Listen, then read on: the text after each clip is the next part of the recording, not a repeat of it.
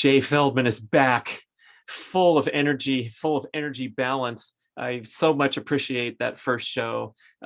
You present an incredibly compelling premise about the need to view this fascination with restrictive diets with a little more of a bigger picture perspective, particularly how fasting, carb restriction, fat restriction, whatever we're doing is stressful. And we have these wonderful fight or flight mechanisms in the body that make us feel alert, energized, focused, and wonderful in so many ways for their short-term use. And then when we're kind of layering this into a high-stress lifestyle, we are asking for big trouble.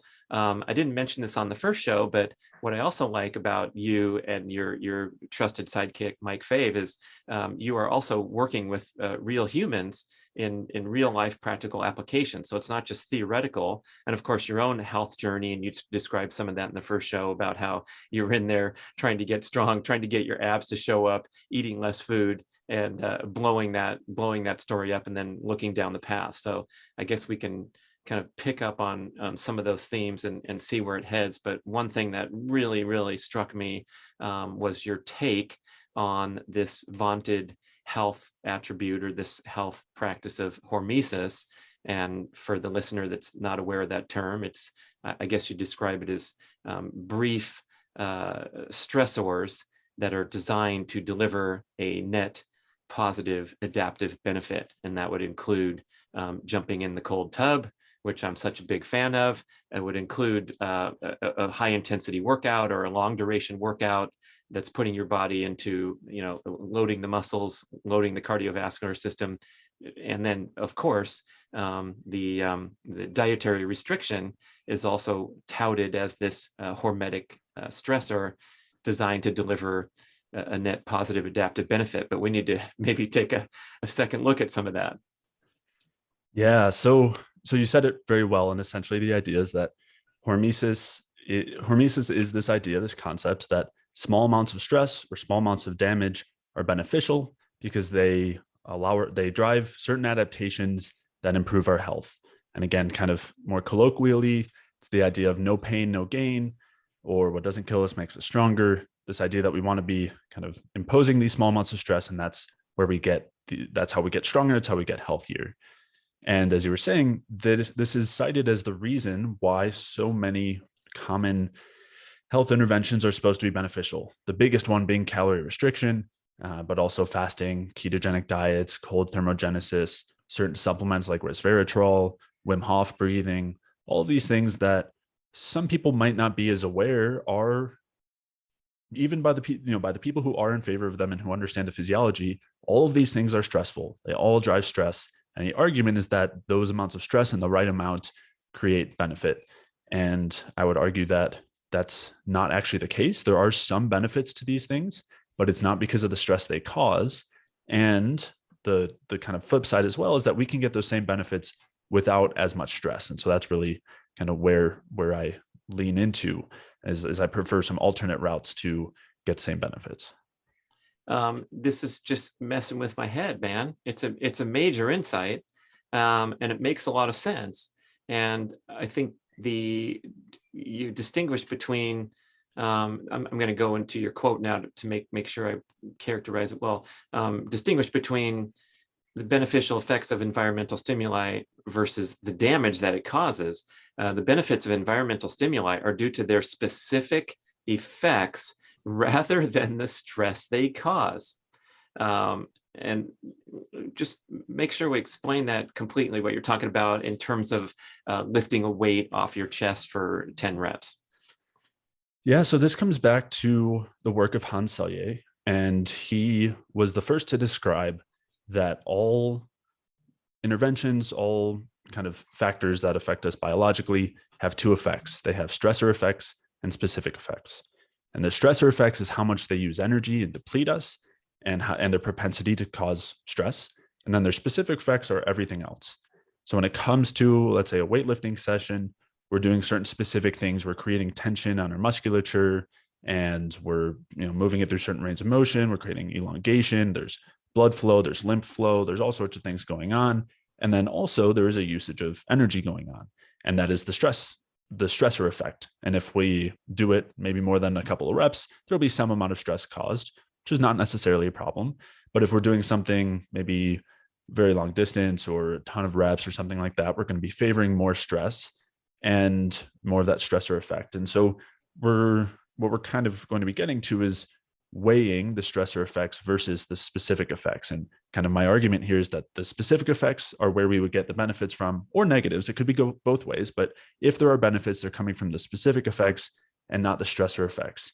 And I think there's a lot of conflation within the research, and we'll talk about why that's coming, or where that's coming from, where the assumption is that the stress itself is actually responsible for the benefits. And this is something that I think is a huge disservice, a major problem, a major issue in the way that we're looking at these at biology, really.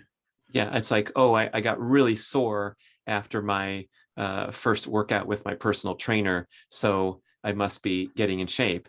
And that soreness, which I've told listeners, I battle constant recurring muscle soreness. So something is suboptimal with my training program. And it's super frustrating because I have athletic goals. I want to go clear the bar in the high jump. And then I realized later that I made a mistake and overdid it because of the fact that I've sustained muscle damage. And so this concept of muscle soreness being anything but terrible is something that we need to awaken to.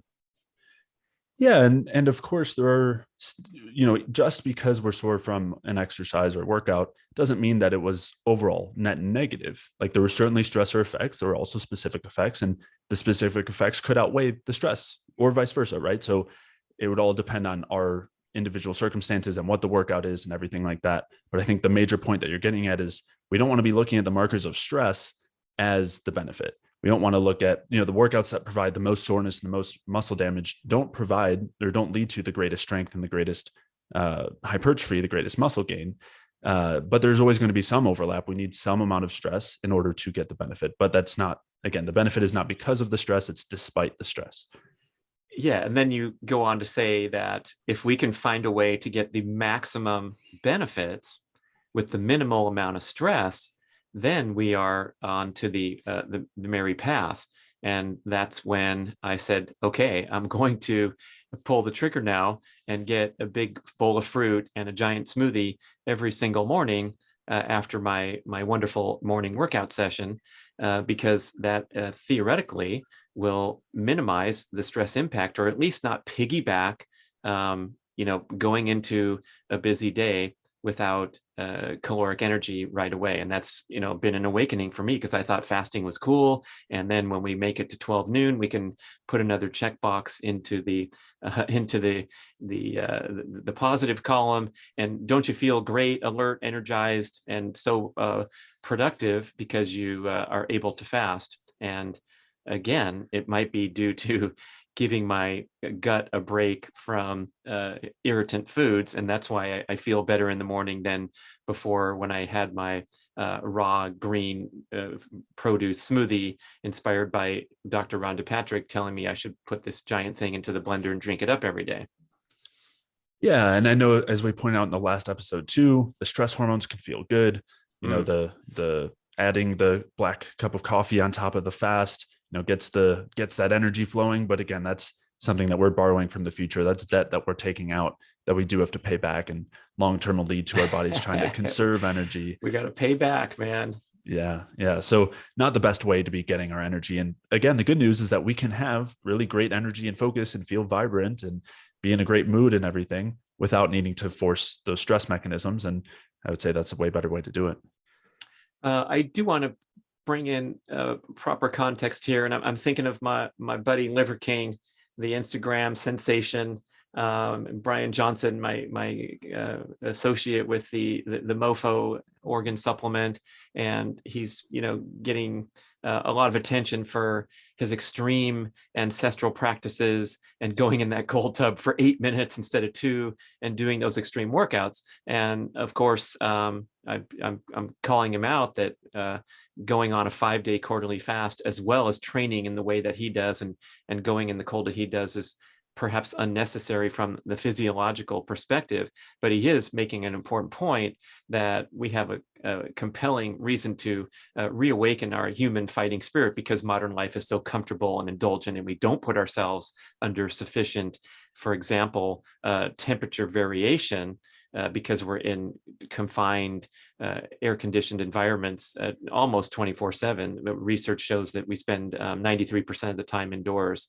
It was a UK study, 86% indoors, and then another 7% in a vehicle. And so if that's the case, I can see the rationale for jumping in the cold tub. But I personally have taken my duration down from 5 minutes, where I could show how much of a tough guy I was to last that long, to 1 or 2, because I want to monitor and mind that that sweet spot between overstressing the body and then on the other side getting a nice perhaps a psychological benefit is the main one. Yeah, and if someone wants to make the argument that for mental toughness you have to fast for extended periods of time or prove that you can do something, that's fine. I don't necessarily think, we can discuss maybe in a different time whether that is beneficial from a mental standpoint. I mean, that's a whole other conversation. Yeah. But Oh no, I don't think we should disguise that as, it reminds me right now, Dr. Phil Maffetone, one of the leading endurance coaches in the world, he said straight up, you don't need to train the brain to suffer. And you don't need to train the anaerobic system to suffer, because the anaerobic system fires explosively. He was talking to endurance athletes where, we got to go out and run 20 miles 5 times before the marathon, because the marathon's 26 miles. It's like, not for the brain, and certainly not for the body. You have to come up and dig deep on race day, and that's what race day is for. And that was a really important takeaway to realize, like, we're pretty tough creatures. And if someone came and put a gun to my head right now, I could run a marathon. I'd be recovering for a long time after.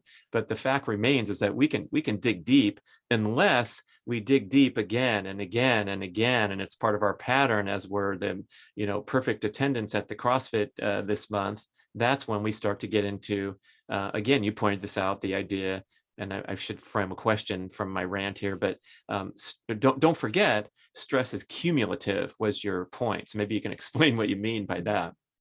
Yeah, so it's one of the glaring issues with this idea that we should be using a ketogenic diet or cold thermogenesis or fasting or caloric restriction because they cause stress, and that leads to benefit, right? We get the right amount of stress. It's not too little, not too much. That's the idea behind hormesis.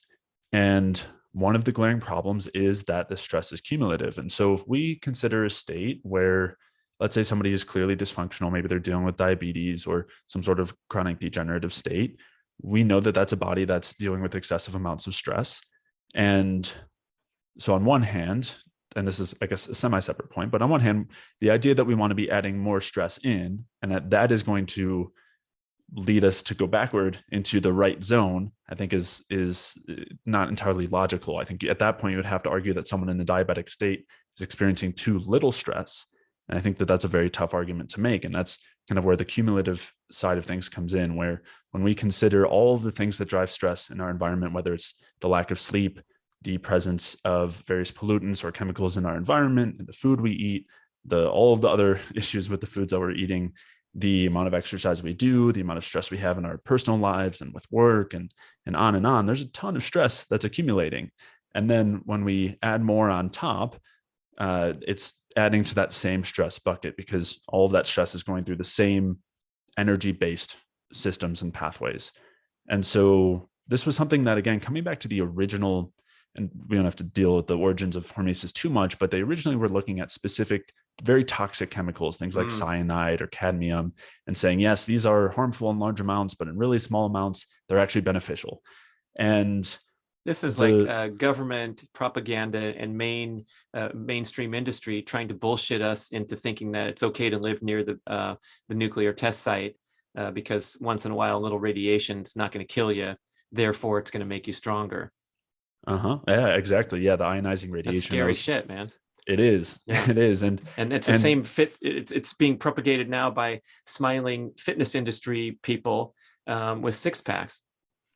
Right. And of course, there's not the awareness that that's where it's coming from, but that is the where it's coming from in the critiques of those original thoughts or hypotheses or suggestions were one that yes, maybe if you take certain toxic agents, it reduces cancer in one area, but it tends to increase it in others, or it tends to come with other very negative effects.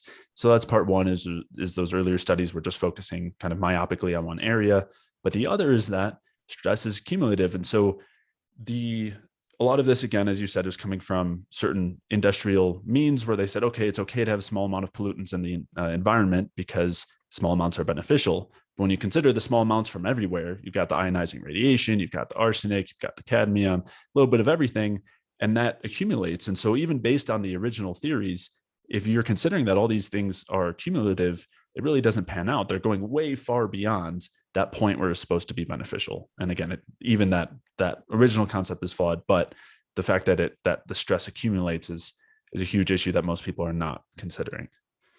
And you talked about the stress bucket and this idea that the fight or flight response, the general adaptation syndrome, is identical. We don't know the difference between a 24-hour fast, an intense workout, or a tough day at the office, and so forth. And I know that many people will view their workout endeavors as a great stress release or a stress balance from the busy day taking care of young children. And then finally, they have a 2-hour window of personal time so they can go for a bike ride and enjoy nature and scenery. And all those things are indeed wonderful for healthy, balanced lifestyle, but perhaps that bike rider might consider minimizing their heart rate so that the stress impact of the workout is less than otherwise.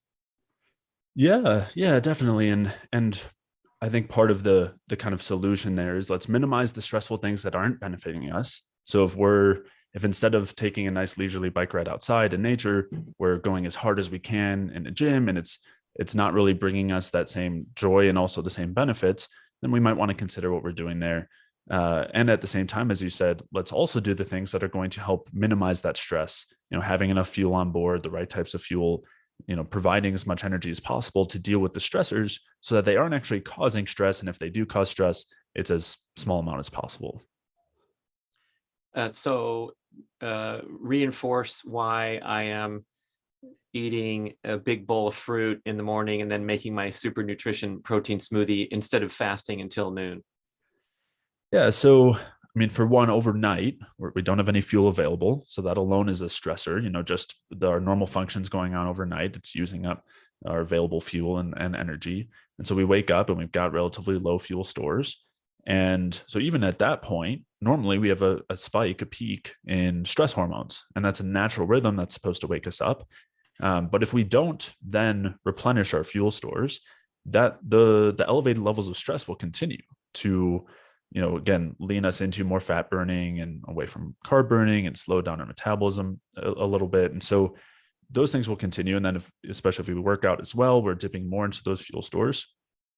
And the longer we go without replenishing what we're using, the more we're going to be dipping into that stress. And so having at least some carbohydrates, but ideally a good solid meal with some good, good fats, good protein, and a good amount of carbohydrates, that'll help to turn off those stress hormones and stress systems as much as possible and as quickly as possible so that we're using the fuel that's coming in instead of using what's stored, which again puts us into that kind of stress famine type state. I'm thinking of a couple follow-up questions on behalf of all those all those listening. We've been told that this is like prime fat burning opportunity to wake up and fast and perhaps do a workout and then really turbocharge and progress toward our goal of dropping that last 5, 10, or 15 pounds. It is prime fat burning opportunity, but that doesn't mean it's prime fat loss opportunity. And so I think part of the problem here comes with this emphasis on wanting to drive fat burning. And I think what we're really missing is the other side of that equation, which is fat storage. And so we're so focused on releasing all this fat from our fat stores and burning it. We're not focused on the things that drive fat storage.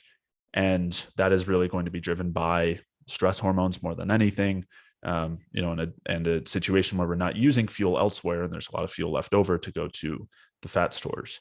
And so I will say, of course, in the short term, when we're doing something that maybe drives fat burning, like fasting or low carb diet, we will lose some fat.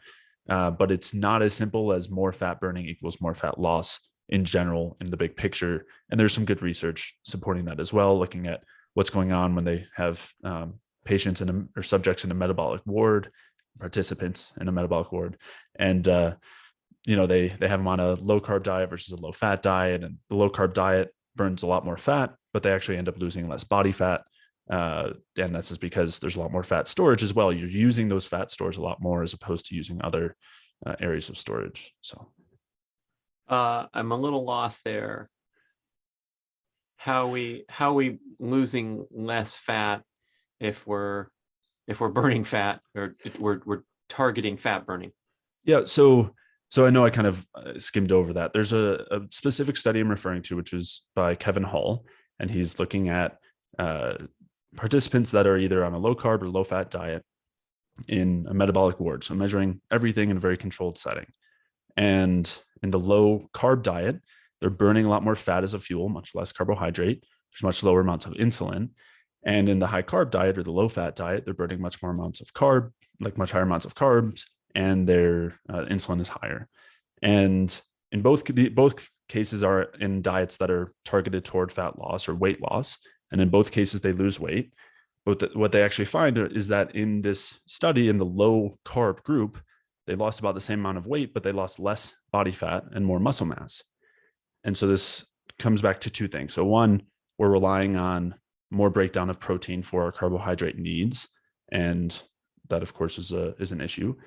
But when it comes to less body fat loss, yes, more of the body is using fat as a fuel, and there's much more fat coming in. So that makes sense.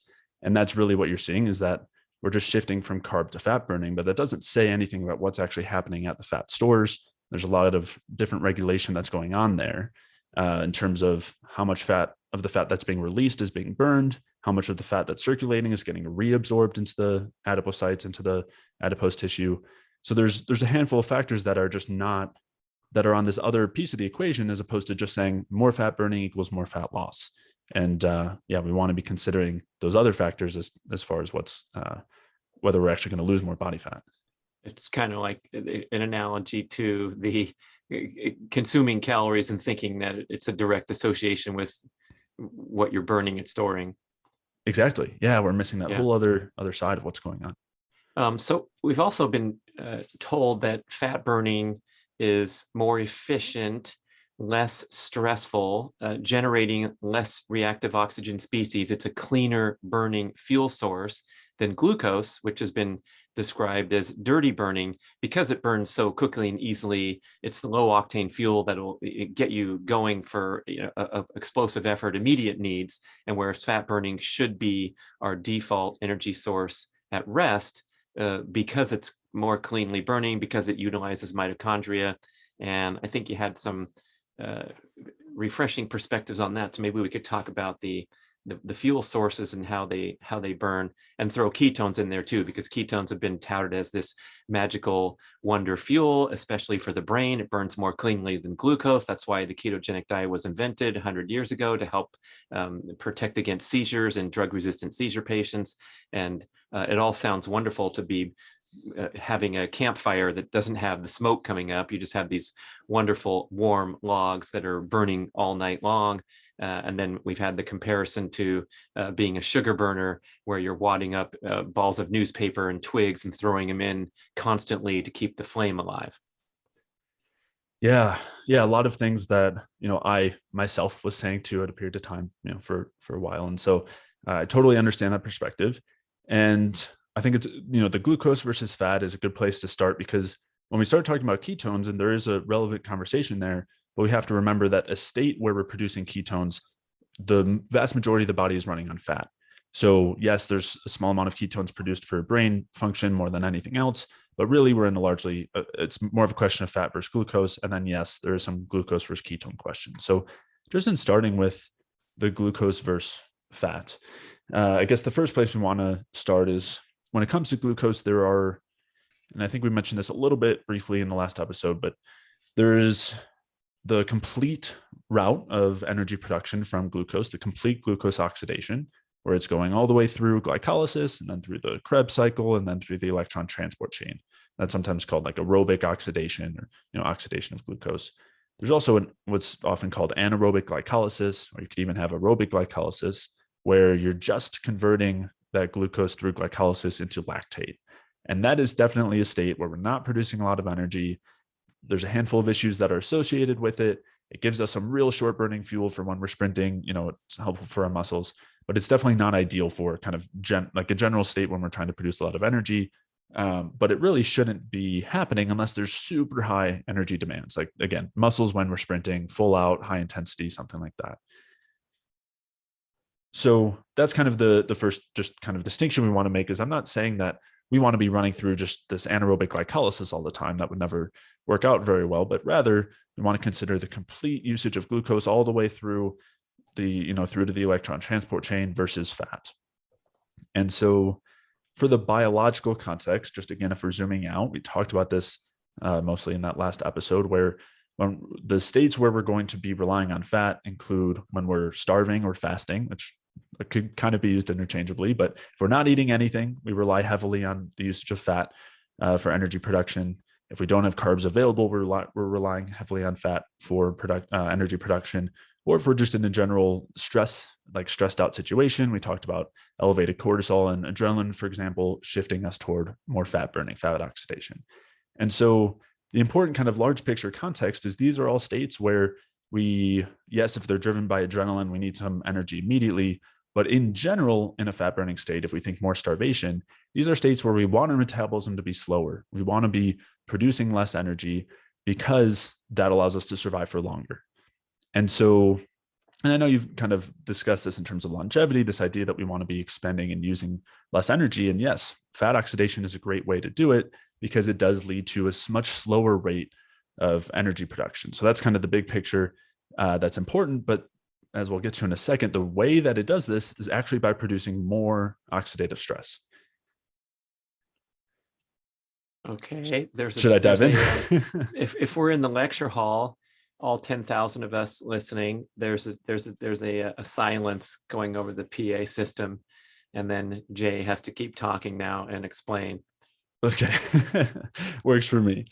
So when we are oxidizing, burning for fuel, fat versus carbohydrates, we need to be producing more reactive oxygen species with fat in order to slow the rate of energy production. And this is, even though it sounds controversial when I'm saying it, this isn't actually controversial in the research, and even by a lot of the fat burning proponents, like Peter at Hyperlipid, for example, has talked a lot about this, about how we need to be burning lots of saturated fats to produce a lot of reactive oxygen species. He looks at that as a good thing. I would argue that it's not, but either way, that is what's happening. And the reason why it happens, again, like the biochemical reason, and I won't dig into this too much because I know we'll get into enzymes and different electron carriers, and it gets a little in depth, but essentially there's a ratio called the FADH2 to NADH ratio. And there's a shift there based on which fuel we're burning. When we burn fats, it's 2.5 times higher than when we burn carbohydrates. And this is if we're burning a long chain fat. And what that then leads to is a bit of a clog at the electron transport chain, where there's competition between the first two complexes for ubiquinone. And when you have a lot of FADH2, you're running through that second complex a lot, using up a lot of the ubiquinone, and it leads to what's called reverse electron transfer through the complex 1 of the electron transport chain, leading to a lot of reactive oxygen species being produced.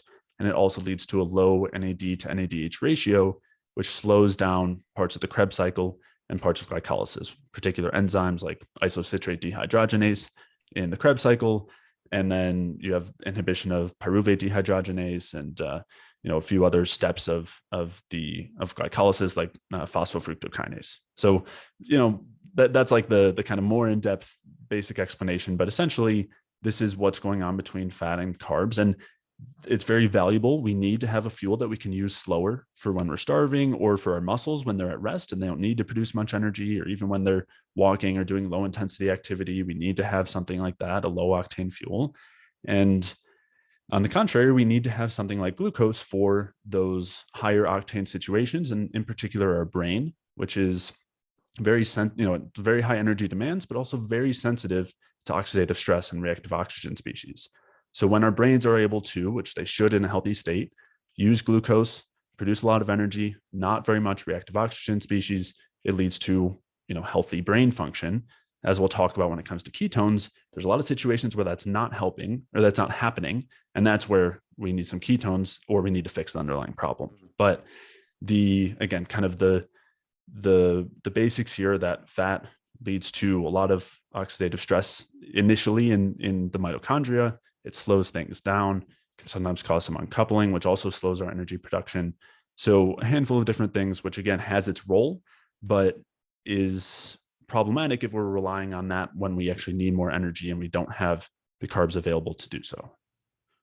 And so this extreme concern about the increasing incidence of cognitive decline diseases, Alzheimer's, dementia, marked by dysfunctional glucose metabolism in the brain, I think is going to your energy balance premise that we're not good at burning fuel in the brain, and then we start to introduce disease patterns. And so how did we get to this point? Is it that processed food in the diet that's difficult to burn by all cells, including the brain? And that's where we're particularly seeing the destruction, the damage. Exactly. So, and I would say this is very parallel to insulin resistance everywhere, diabetes everywhere, where we're not using that glucose, we're not converting that carbohydrate to energy very well. It's not I would say that the solution is to fix that energy production, not to just remove the carbohydrate altogether. And again, same thing when it comes to the brain, as you've mentioned, something that is often currently considered type 3 diabetes now involves, Alzheimer's disease and other neurodegenerative states where we're not able to effectively produce energy from glucose. And I would say, let's fix that energy production from glucose so that things work properly, as opposed to just eschewing that altogether and deciding to run on a different fuel, which I would say has its own costs associated with it. And namely the one that we just talked about, which is that we're forcing most of our body to run on fat, which doesn't work too well when we're trying to minimize stress and keep a high metabolic rate with lots of energy, and doesn't work as well for our livers, doesn't work as well for our brains. That's why they need ketones. And again, just one real quick detail to slip in. This is the reason why our brains can't use fat for fuel. They use very, very tiny amounts of fat, mostly for structural components, or they chop it up into really small, really short chains of fats. But largely, our brains have to use glucose or ketones. They can't use fat, and that's because fat are producing way more oxidative stress and less energies. So, is that an undisputed biological insight? Largely, again, it's maybe not a question of 0 versus 100%, where the brain literally uses 0% fat, but it's very, very little. And that's why we need to produce ketones when we're in that state. Again, it uses very tiny amounts. They can chop it up into, there's I think it's in the astrocytes where they take the long chain fats and chop them into very short chain fats so they can be used without as much oxidative stress. But we're talking single digit percentage at most. And that's why we need glucose or ketones. And that's why when we're in a state without glucose, we start to produce those ketones. You said something important there. And I think I'm imagining like what Jay might say to an opponent in the round table discussion, and the next person's itching to grab the mic and say, whoa, whoa, whoa. But you said, instead of just running away from the problem, or in the allopathic model, here, take a pill because your cholesterol is too high. Why not fix the system? And I think we've maybe been guilty of running away from dietary carbs because so many of them are bad and cause so many problems. And then we awaken to benefits, but it's not, we're missing the point or the root cause. And so back to, this is just kind of jumping in with that insight that's been such a revelation to me, is like, go find nutritious carbs, consume them in the interest of improving your overall metabolic function. And now we're learning that that includes the energy balance, to use a term, of being good at burning fat, burning carbs, and of course using protein appropriately.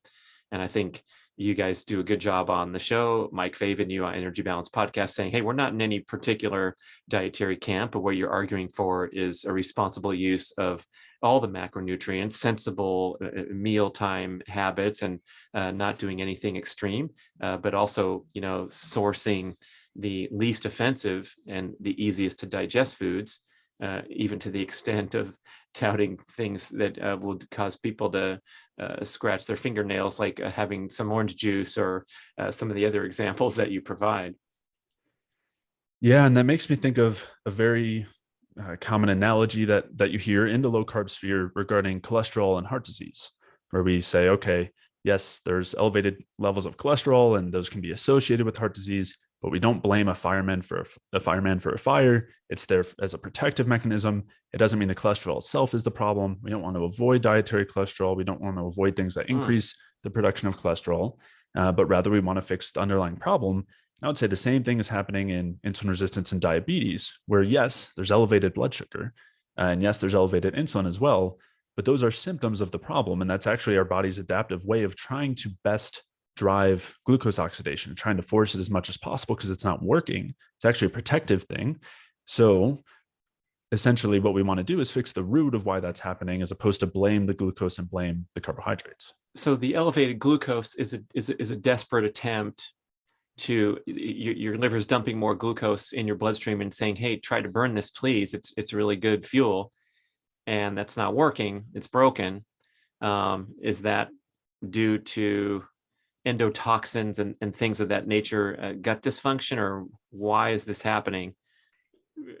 Consuming horrible sources of glucose that are combined with vegetable oils, whatever. Exactly. So the problem in that diabetic state is that the cells have enough glucose, but they're not using it. And so they're just full of this fuel. And so the glucose that's in the blood can't get into the cells. Cells are already full of glucose. Doesn't matter if you keep increasing insulin, again, to an extent. If you add tons, eventually it'll kind of force them in. But what it actually tends to do is just oppose the glucagon. So that's how it reduces the blood sugar. It doesn't even help the cells use more of it. So essentially, kind of coming back, is that the cells aren't using that glucose well. And that is why you have this elevated blood sugar. You have this stress state because the body's saying we're starved of energy right now. And so, yes, the underlying drivers of that state are things like unsaturated fats, the polyunsaturated fats.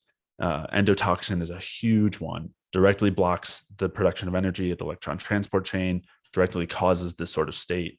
There's a handful of others, just general excess stress hormones, which can come from these situations, and can also come from even a low carb diet. And this is known that there's something called physiological insulin resistance, where I'm raising my hand, Jay. I experienced that when I was in the strict keto experimental stage, and was also trying to do my impressive workouts, and would have these crash and burn patterns.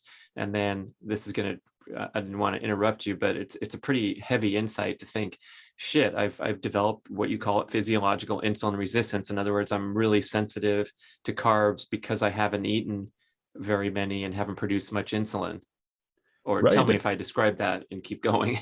Yeah, that's a big part of it. And also we're in a fat burning state that's, as you said, reflected by the hormones. So everything is driving us toward fat burning. And so we get the glucose in, but we can't use it well. So we don't respond well like someone who's insulin sensitive. And this isn't the average person who has diabetes is not dealing with physiological insulin resistance, but I'm more just using it as a demonstration of things, of the fact that a state of excessive stress hormones and fat burning will also put us in an insulin resistant state. There can be different causes, right? And so if we're doing that because of a low carb diet, that's not really the problem. But if we're doing it, like if that is happening due to other reasons, it can be a driver. And might that be some of these reasons that you wrote about, why I'm describing how when I eat carbs, I feel bad. My energy drops, and you gave like 4 or 5 reasons for that. Maybe we can go through those.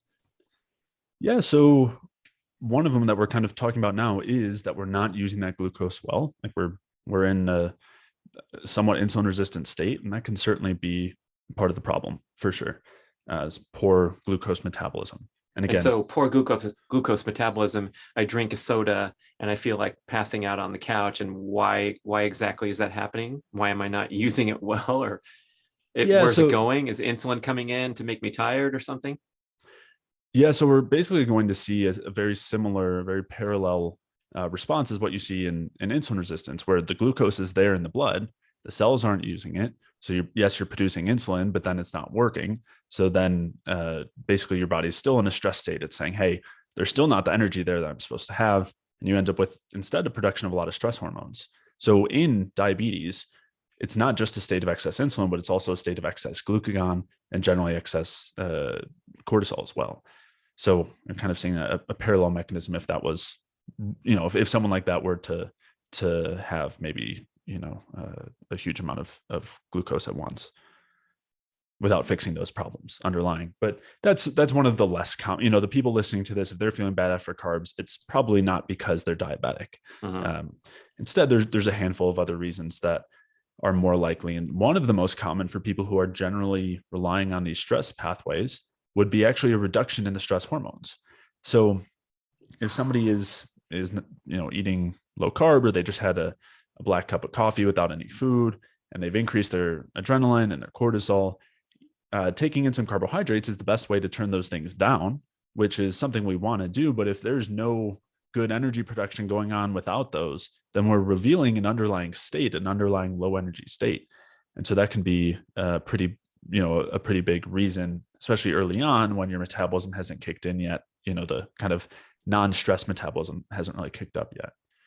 So it's unmasking one's reliance on fumes for their main source of energy, the stress hormones. And I'm thinking of another example of going off to vacation from your hectic, high stress life that you're running on fumes, and then you get to the resort and you just feel like laying on the lounge chair for 4 days straight because the stressors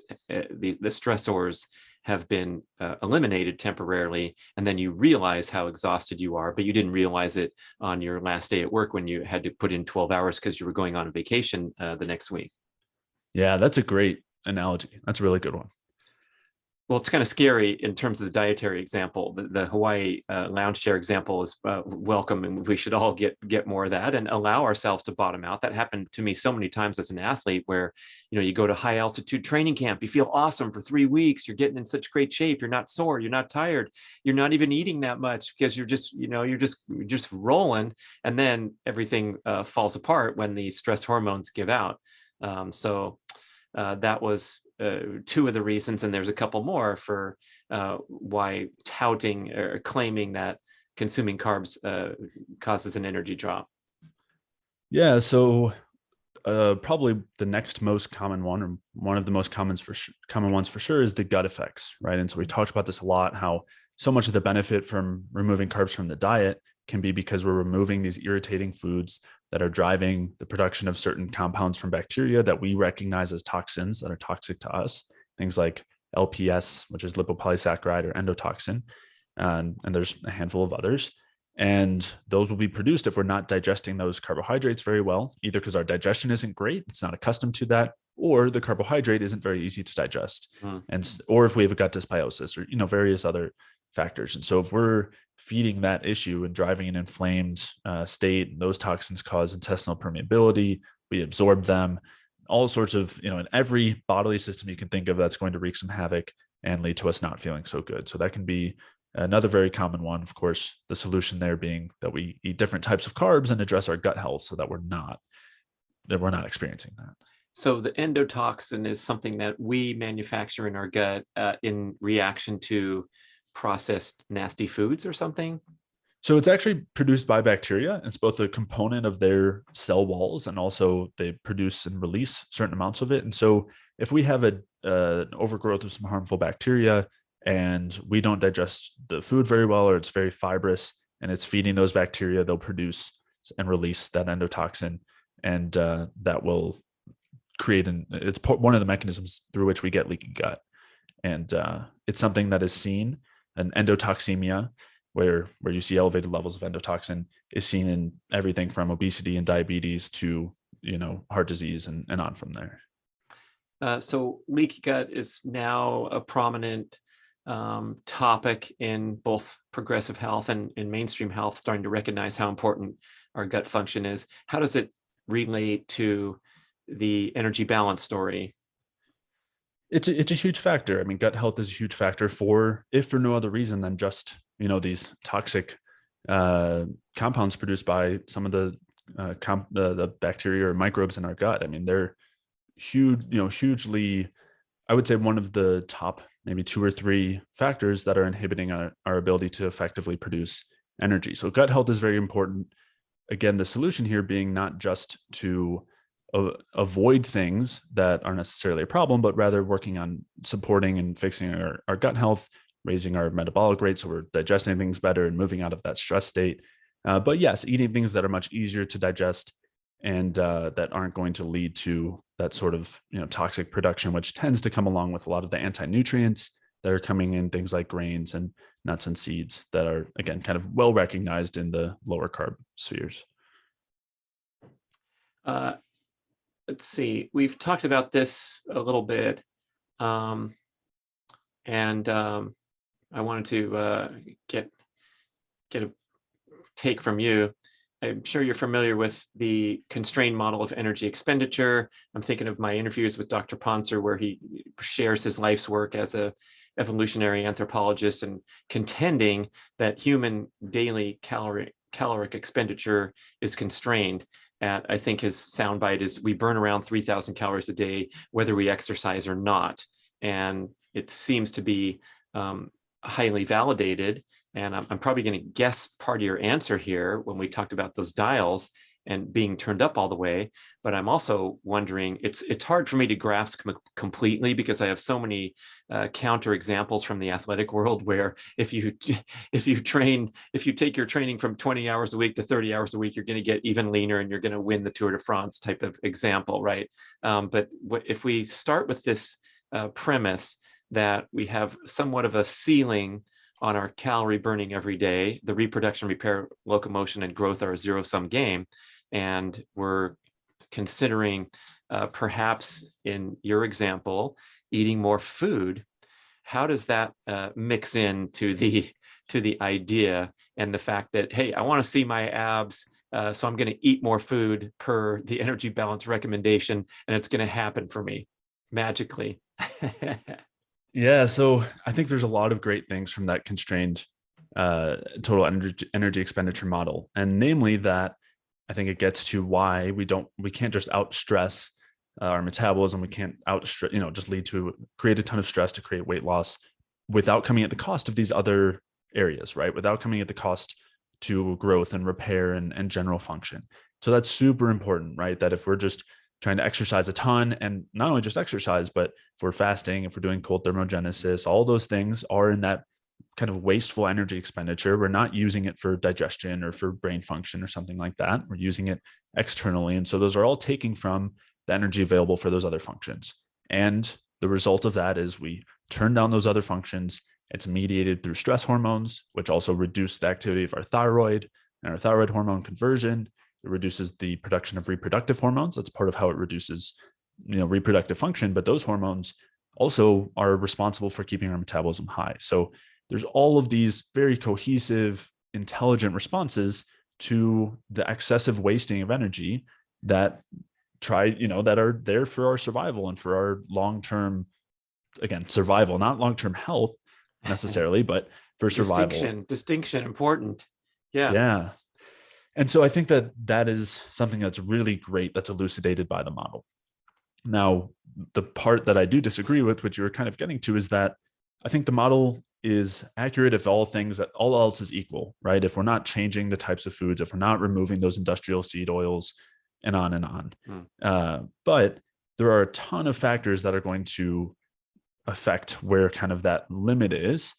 And a lot of that comes back to where we're at hormonally and whether we're efficiently producing energy from our food. And so, a couple of kind of, not necessarily extreme, but on one end of the spectrum, if we think of someone who's young and growing, or maybe they're a teenager or early 20s, maybe they've already grown, right? So that it's not like they're using this extra energy or fuel for growing. But let's say you're in your early 20s, it's way easy. You can eat way more and still remain lean, right? That's something that people recognize. And then as they get older, there start to be some limitations there.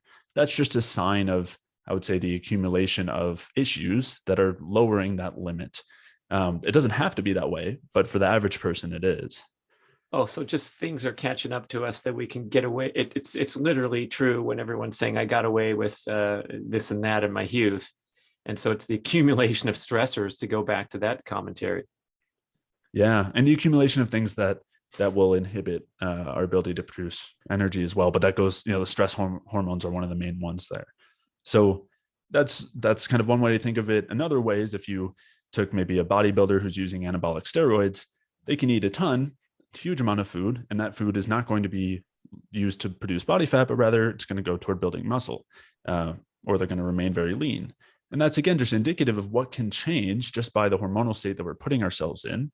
And again, when we come back to the root of that hormonal state, it comes back to energy. That's going to be the main thing determining, keeping the stress hormones low, thyroid up, thyroid hormone conversion up to the active T3 hormone, keeps your testosterone up, all of that. So if we're doing the things that really favor that sort of state, of course, maybe without the external anabolic steroids, we can create a similar effect.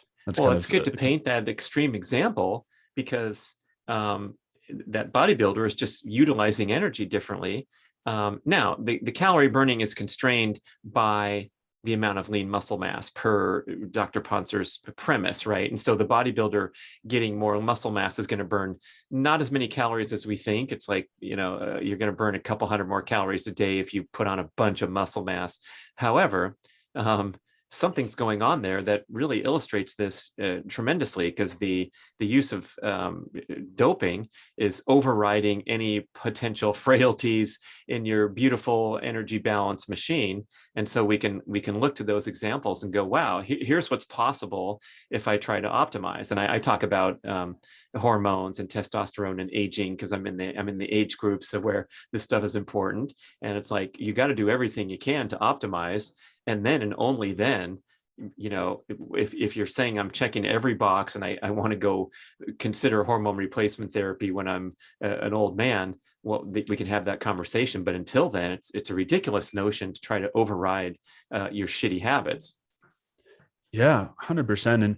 And we can take the extremes on the other side too, right? Somebody who has very overt hypothyroidism or has Cushing's syndrome, where there's a ton of cortisol, and those people will gain weight on very small amounts of food intake, Right. and their constraints are way lower. So there's a ton of things, and those are just looking top level, right? Just the hormones, but those are affected by everything that's going on underneath, all the nutrients that are coming in, how frequently, the types.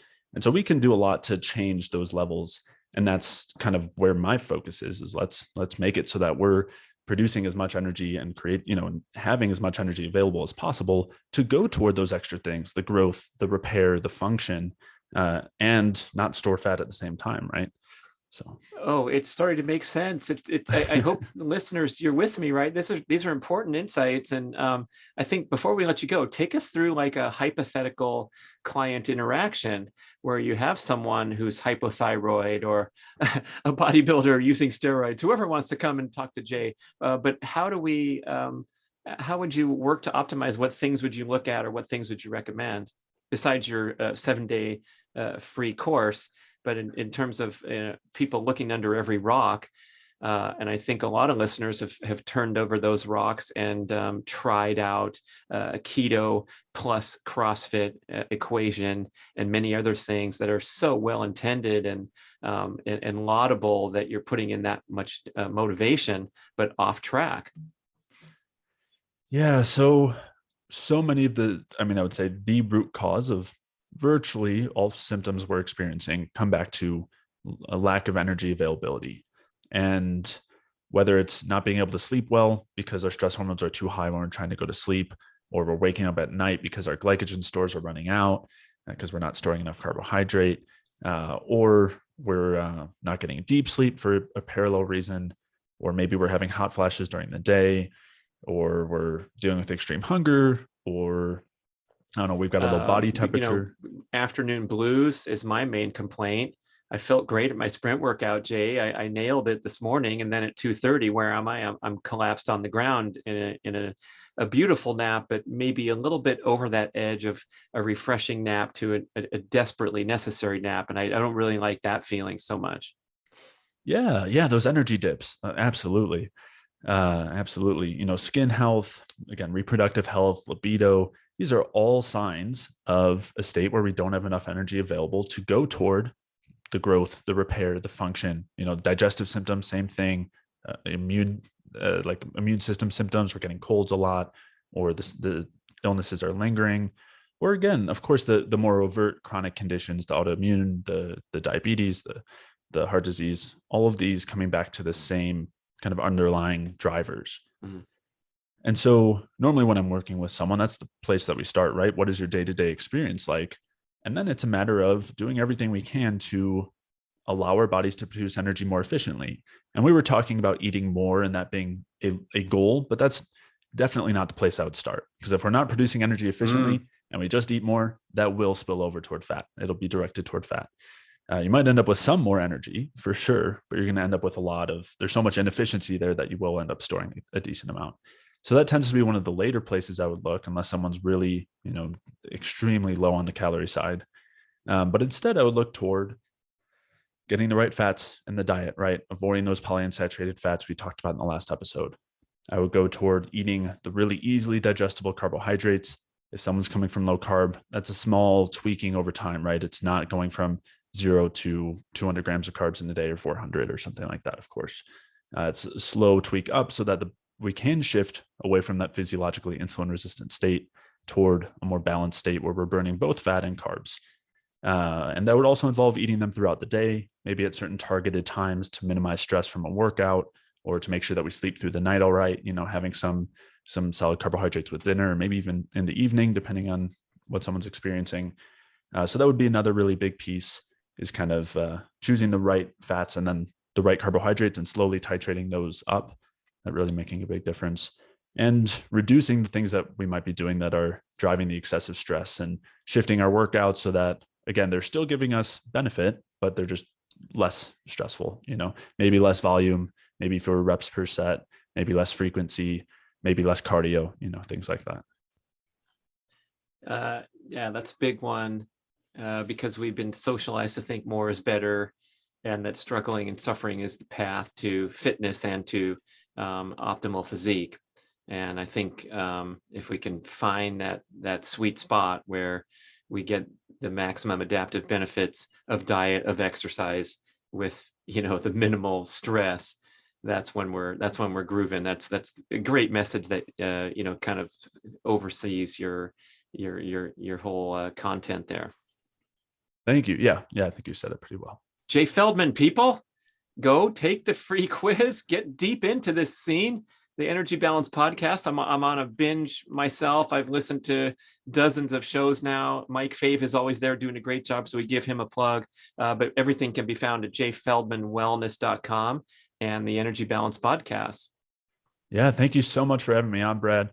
And for that free mini course, people can head to jayfeldmanwellness.com/energy. And again, I'll kind of detail some of the good places to start nutritionally and lifestyle wise, especially for someone who's finding some of the information here to be quite contrasting with where they're at. So love it, man. We're probably going to have to beg you to come back on. I'm sure we'll get a lot of feedback. So send your questions in. And it was great to make the connection. Thank you so much for another great show, Jay Feldman. Thanks for listening, everybody. Da, da, da, da, da, da.